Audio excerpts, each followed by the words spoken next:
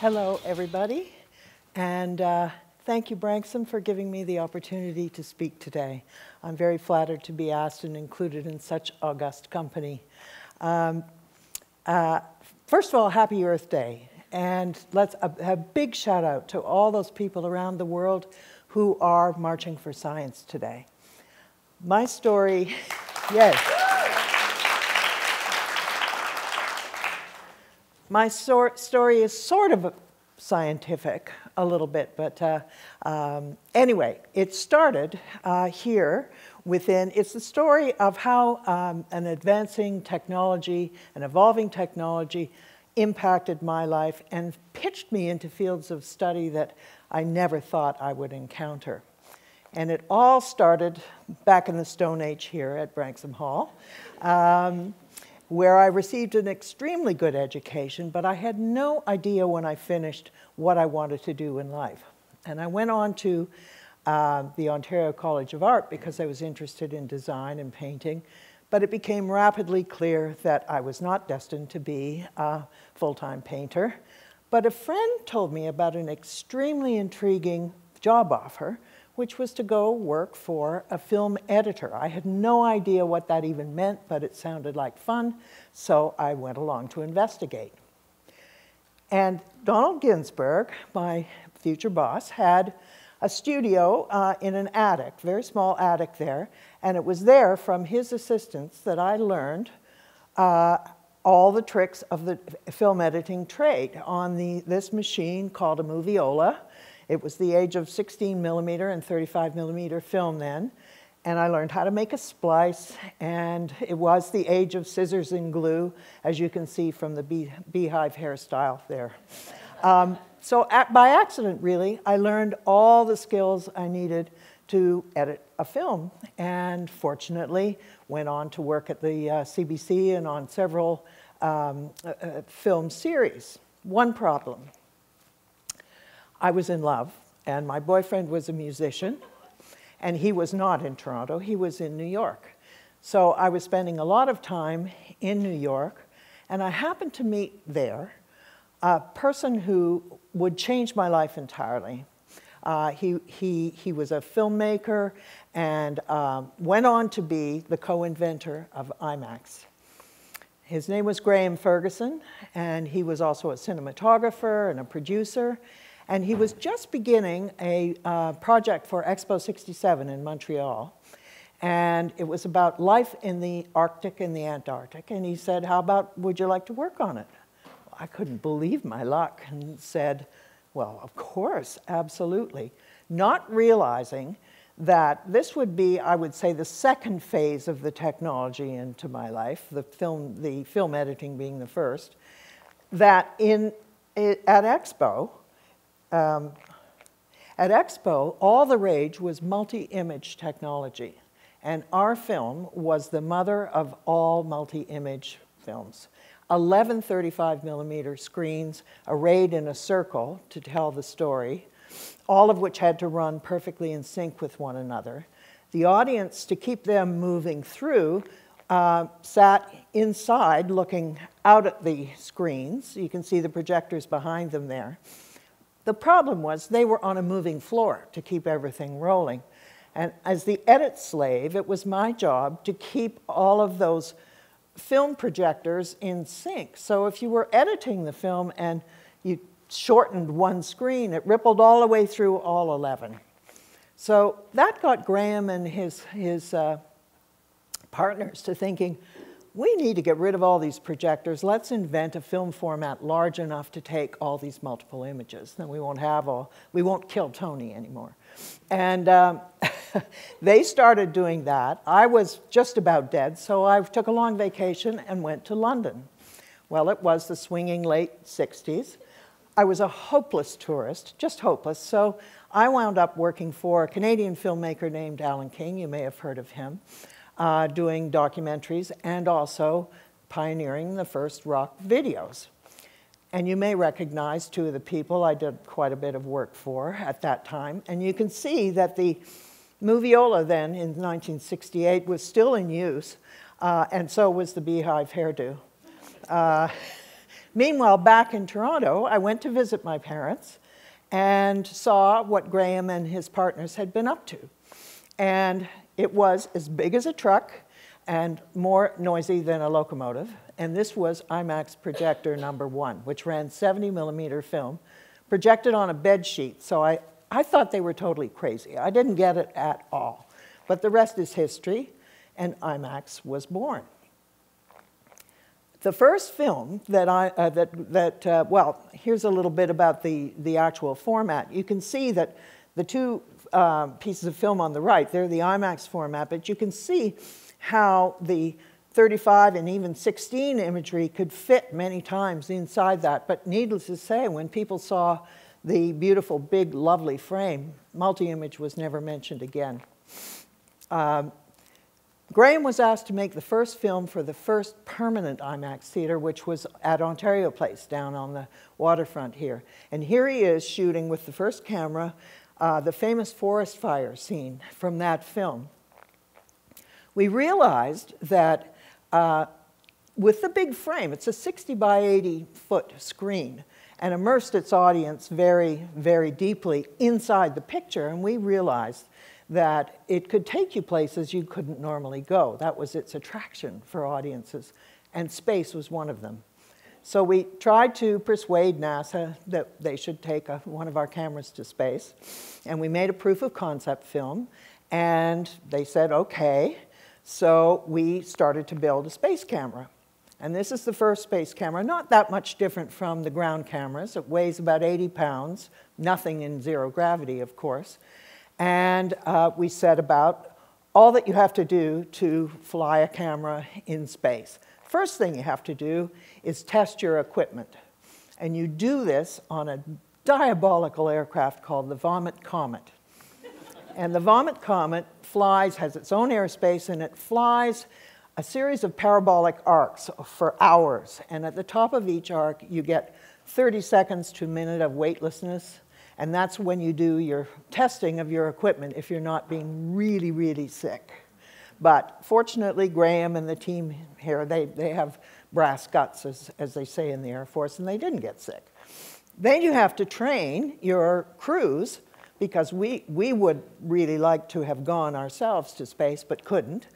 So you have to train your astronaut crews how to be directors, cinematographers, sound recordists, actors. And that's astronaut Marcia Ivins looking through the camera. She flew 5 times and eventually came to work for me on my last film, which was released last year. She was a great, after she was retired, she was a great asset to the team.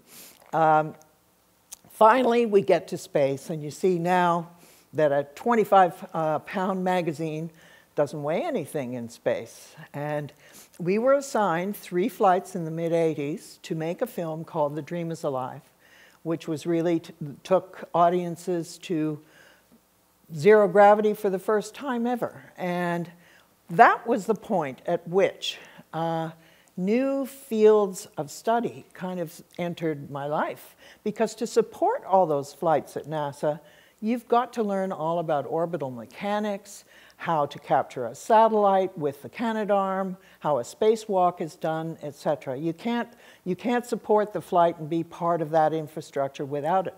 So I found myself learning all sorts of new stuff. And that is the camera about to go into the window to take a picture of Earth. And when we saw what the Earth looked like from orbit, I mean, I said stupid things like, it's really round. I can't tell you how amazing it was. We decided right then that our second film would be about the Earth as you see it from that platform. We made another camera that went outside in the shuttle's cargo bay, and it shot spacewalks and beautiful Earth views, as you can see there. And Blue Planet was our second film. It was all about Earth, and enter again other fields of study, because I was the scriptwriter on all these films. For this one, I had to learn all about Earth system science, geology, oceanography, all of the natural factors that affect our changing Earth, as well as what humans were doing to it. And back in 1990, we were discussing climate change back then. And the next film we made looked exactly the other way. And that was about what it takes to explore our surroundings in the solar system and maybe even go to the stars one day. And that was a big learning curve, because what I learned there was really the vast distances that I think today even most people don't totally grasp. That Mars is, you know, you just don't go to Mars because you want to explore. It's 49 million miles away, and that's the closest one. So we learned that really, if we're ever going to go to the stars, that it's going to be a multi-generational endeavor, and that it's going to take many different nations to do it. It's just too big for one to do alone. And at that time, NASA was talking to the Russian Space Agency about building a permanent international space station. The Russians already had Mir, and they were going to talk about how do we build, can we build a space station together to learn about how to explore the solar system, among other things. And they flew us a series of flights to the space station Mir with American, and docked with Mir, and so American crews and Russian crews could work together. And that proved, okay, they could work in different languages, and their technologies could meld, and they decided to go ahead and build a space station. Meanwhile, back at IMAX, they'd been busy and invented technology number 4, which was IMAX 3D. That was a whole other level of experiencing cinema. Now the images floated off the screen, and we decided we would go ahead and try and make Space Station in IMAX 3D. And Space Station was the single most, I think, demanding and untried engineering feat that humans have ever done, other than maybe building a cathedral in ages past, because it was done by over many, many years. There were now 16 different countries contributing to it, and many languages, and many, many, many astronauts. And would these pieces all go together? Because it was all built in orbit. And this is a shot from the early stages of the space station going together. About 3 pieces of it are there in that shot. And we worked over this 7 flights. Oh, here's the narrator of the film. We live to tell the tale. Tom Cruise was very close to becoming an astronaut himself. He really wanted to fly, and he's a very accomplished pilot. And sadly, the Columbia tragedy intervened, and commercial spaceflight possibilities were terminated then. But it was great working with him. He was absolutely, absolutely terrific. So next, you'll see us at the opening there, and that's with most of the space station crew at the Air and Space Museum at the film's opening. But of particular interest, in the back row, second from left, is Commander Scott Altman, and he turned out to have been Tom Cruise's flight instructor for Top Gun. I don't know if any of you saw Top Gun. Sort of what goes around comes around. But anyway, Scott turned out to be he was going to be the commander of the final flight to repair the Hubble Space Telescope. And if ever there was a candidate for a technology that had huge impact on humanity, it's the Hubble Space Telescope. And we'd been covering its original deploy and repairs before this, and we decided to make a film of this final repair. And that involved not only shooting what the astronauts were doing in these incredible spacewalks where they climbed right inside the telescope and changed out circuit boards that were not designed to be messed with like that. They just did incredible work. But I also wanted to try and take everybody in the audience through the Hubble imagery so that we could approximate something like star travel. And I found a team at the National Supercomputing Center at the University of Illinois, Donna Cox and her team, and they made that possible.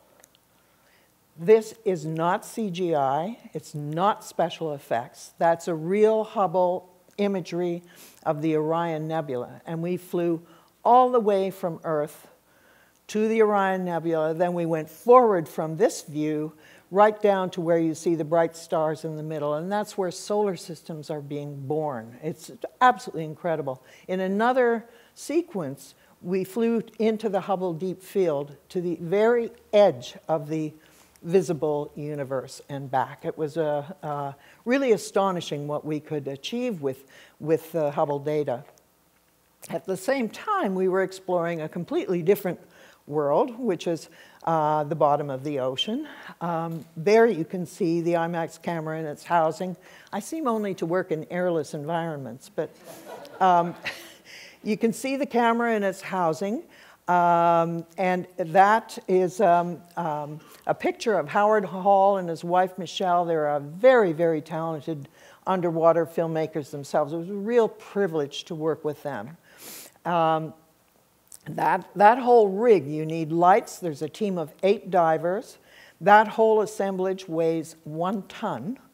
And you can imagine, every 3 minutes you run out of film. So it has to be winched up onto the dive boat and changed out again and then redeployed. And you can imagine working with wild animals. There's no kind of setup, no tanks, anything, to try and actually shoot enough good stuff of wild animal behavior to make a film is really quite a feat, and they did it beautifully. So we made 3 different films like that. For those of you who are interested, Johnny Depp and Be Still My Heart, and we had Jim Carrey did this one. But you know what they taught me was what an exquisite, fragile, diverse world that we inherited. You know, whether you're looking at it from the platform of space or whether you're seeing the bottom of the ocean. And it was something that I just thought, we haven't got the news out to enough young people yet, that why it's worth taking care of it and why we need to so desperately. So I decided to go back to the space station after all these years. It was now complete. It was 20-some years after Blue Planet was made, and sort of take stock and see the state of our planet and also see the inside of the newly finished station. And that was all fine, except NASA said, you can't fly film anymore. We have no shuttle. The shuttle retired, so there was no room to, or vehicle to really take big 70-millimeter film back and forth in a timely fashion. So enter technology number 5 of the film variety, and that was digital. We had to find that solution. And as you can see there, the camera's a quarter the size of the original, which is great. And also, we had, you could have pretty much unlimited storage, capture storage, because you just flew these little cards, as many as you wanted, and you could erase them and do things over. And there we are training our first commander on the Digi-camera, and we flew 2 of them on station for a year. This was just a couple of years ago, and the film came out last year. And we were able to not only look at the Earth and the state of the Earth now, but we were able, and one thing I wanted to get across to young kids was the fact that the station is a great metaphor for our planet. It's a closed loop, closed life support system, and you need to recycle and conserve exactly the way we need to do on Earth, very, very carefully to keep everything going. And you can't step outside because there's no air. The only difference between the station and our planet, really, is the fact that Earth doesn't get resupply missions with food and stuff. So that really hit home, that message, I think. Here's Commander Terry Virts shooting in the cupola, which is a great place where they get to observe the Earth from. And in all, we shot something like hundreds of thousands and thousands of frames. I can't even remember the number, it was so big, and I was very pleased with the result. I know it changed the way we do business up there. In the early days, you had to go through the flight director, you couldn't talk to anything on orbit, and now Terry would just call me from the space station on his cell phone. I'd be lying there in my nightie at 6 a.m. Hi, it's Terry. I'm thinking about doing a shot we haven't discussed. What do you think? And I could say, well, try it. And I'd get it within a day. He'd send it down on the KU band. And then I'd put it in a PowerPoint and mark it up if I needed to change things or give him advice. And then he'd do it over. It was a fantastic way of doing business. And they all shot fabulous pictures like this one, which we could never capture on slow IMAX film. That's the boot of Italy, looking from the top of it. And really, to sum up, that's the story of how technology took me, really, from a little attic in downtown Toronto to the edge of the universe and back. I'd like to thank Graham Ferguson and IMAX Corporation and so many wonderful team members that I've had along the way, because it is a collaborative process making film. And I'd just like to leave you right now with a slide that sort of summarizes our activities in space and the outreach. Thank you so much for the opportunity to speak to you. I've really enjoyed it. Thank you. Here's the slide.